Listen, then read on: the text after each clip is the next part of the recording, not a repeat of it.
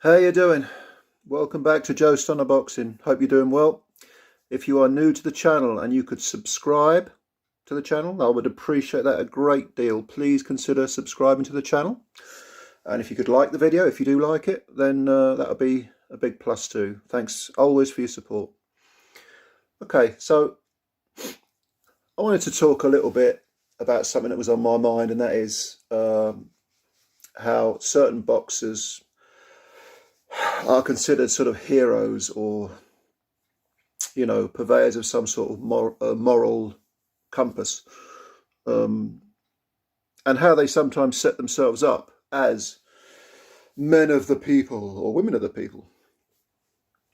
Now, we all have our heroes, especially when we're kids. We're all fanboys, I suppose, at one point. The disturbing ones are the ones that continue their fanboyism into adulthood. It's okay being infantile if you're an infant. When you're an adult, not so much.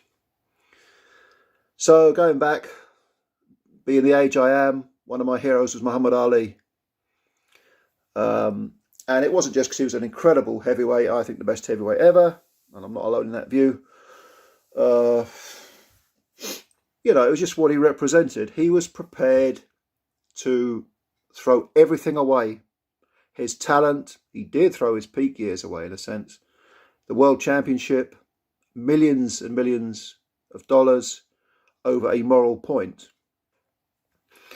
And his resistance to the Vietnam War, regardless of why he resisted it, was, in my opinion, laudable. I ain't going to go over there and, kill those people. No Viet Cong ever called me nigger, was how he phrased it.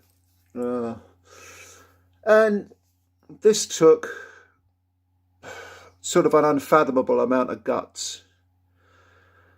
In a sense, in the day and age we live in, especially with all things considered right now, with attitudes towards a certain lockdown mentality, shall we say, we now live in the polar opposite of someone who is prepared to throw everything away, to whom money, fame, possessions don't mean anything without a moral or sense of morality. And that's not to say I agreed with everything Ali said or even did. He was a Muslim. I'm not a fan of religion to any degree. If anything, I'm an anti-theist. But you have to admire the man for his moral stance, for being prepared to throw everything away over something he considered to be unnegotiable, priceless. I think that counts for a lot, regardless of where he's coming from, Now, if you contrast this with, I'm going to take a few examples. Let's take supposedly the best ever, not a view I share, Floyd Mayweather Jr. Someone who nicknamed himself Money. He seems to regard money as being superior to intellect or morality. Or strange, because I lived in America for some years, and there is a type, I don't want to generalise too much about Americans because I've got American friends, I don't want to offend them, but there is a certain mentality, because it purports to be a totally laissez-faire capitalistic society. It kind of regards, if you acquire money, as being, in a sense, well, you must have an overt amount of wisdom. Money, whereas in Western European countries, intelligence, knowledge, education, the more you have, the higher you go. In America, it's money. It's almost like it's a substitute for that. And that's something that I absolutely detest. And Mayweather, if ever there was a man who, embodies that whole sort of, I don't know, is it a part of hip-hop or black culture? I don't know. I like to think not, but you tell me. None of my black friends share this view, but there is a strain of thought that says the more money I've got, the more jewels I've got, the more bitches I've got, the more this I've got. More, excess, gluttony, greed is good. This sort of, I would call it an anti-civilized way of thinking. This seems to be appealing to an awful lot of people. And morality, hey, that's for all you woke lot. That's for all you, that's for all you losers. You're only talking about morality because you can't, you can't get all the bitches, all the money, all the jewels. Well, oh, by the way, people who have that view, how do they get around the whole, any questions about morality? Well, you're immoral. God. I want to give thanks to God. I want to give thanks to Jesus. I'm a Muslim. Nah, just, I hate that shit. I hate it. That's not moral. Evoking some sort of deity does not make you in any way or shape or form a moral person. It's the deeds that matter. It's the actions that matter, not some sort of empty vessel, casual token gesture to some supposed higher power. So, to me, Floyd Mayweather is the antithesis of someone like Muhammad Ali. But there are people that admire him, plenty of people that admire him. And I can only assume that these aren't just people who admire him as a boxer, because he was a brilliant boxer. He was a brilliant fighter. He was, if not the best of his generation, then certainly in the top 2 or 3. No argument there at all. But he hasn't had a decent fight, a real fight, since the Andre Berto fight. And you could say that Andre Berto, that was a kind of a gimme as well. But since then, Conor McGregor, $100 for a pay-per-view. How many people forked out $100 for a pay-per-view for that? How many people forked out for various other, what was it, this Logan Paul exhibition? This is trash. This is garbage. Because it's Floyd, Floyd, it's Floyd, isn't it? It's Floyd. Here's my money, here's my $100, here's my $50, here's my whatever it was. I don't buy this trash, so I don't know how much it costs, but you've got this big pack of people who can't wait to throw money at him. Why? I have no idea. I have no idea why people do that, but they do. Now, in case you think that this is, in case you're dumb enough to think that this is some sort of anti-American or anti-black or, some sort of xenophobic or racist or whatever the fuck you idiots, some of you idiots out there like to think, it isn't. Because I'm going to give you another couple of examples. Let's take Tyson Fury. Now, this is a man of the people. You talk to Fury fans, they're almost as bad as Mayweather fans, and my God, that's saying something. He's a man of the people. He's the Gypsy King. Again, on occasion, he has shown himself to be a brilliant fighter, and he has done a lot in raising awareness for mental health issues, which is something that probably wouldn't even register on Mayweather's radar, unless he could make money out of it, of course. So with Fury, it's not all bad, and Fury is very much a sort of a conundrum and an enigma, and, you feel ambivalent about him.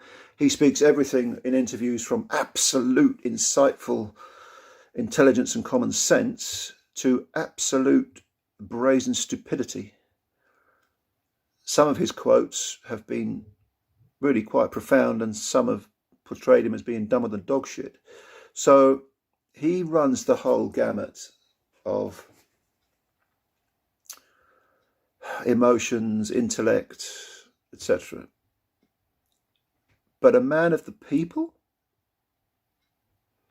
Okay, well, let's break this down. I mean, he said on the first Fury Wilder fight, Tyson Fury said he was going to give the money to charity, to homeless charities, I think it was. I've not seen any evidence of this, whether he actually did this or not. You may know something I don't. If you do, correct me. I stand to be corrected. I'm not always right. Neither are you, neither is anyone.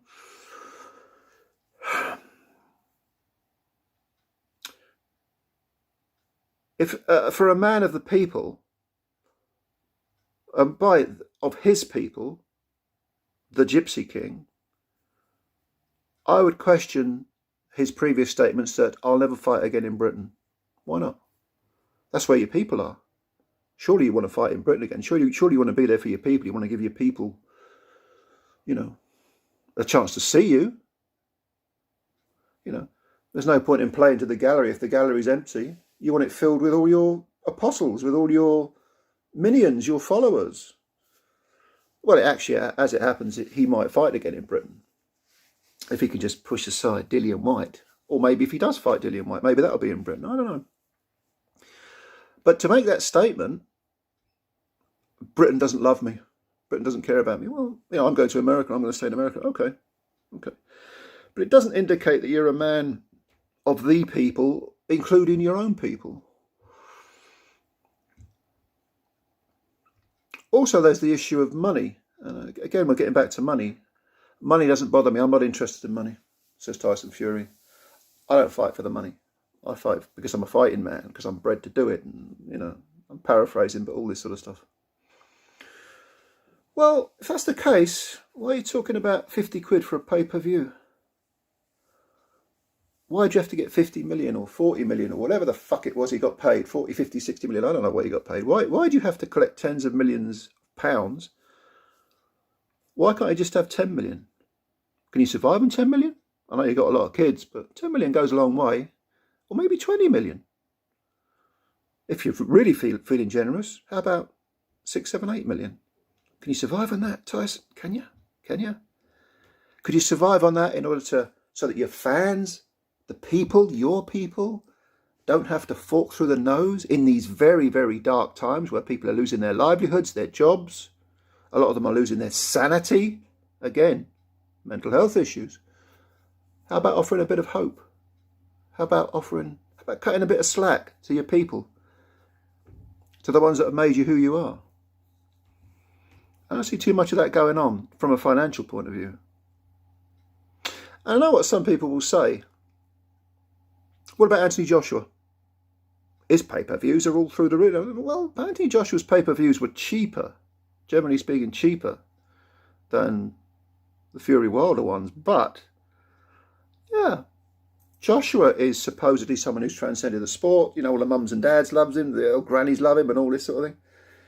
Yeah, maybe he should be doing that as well. How much money does one person want? And I don't get this. I don't get this sort of philosophy of more is never enough.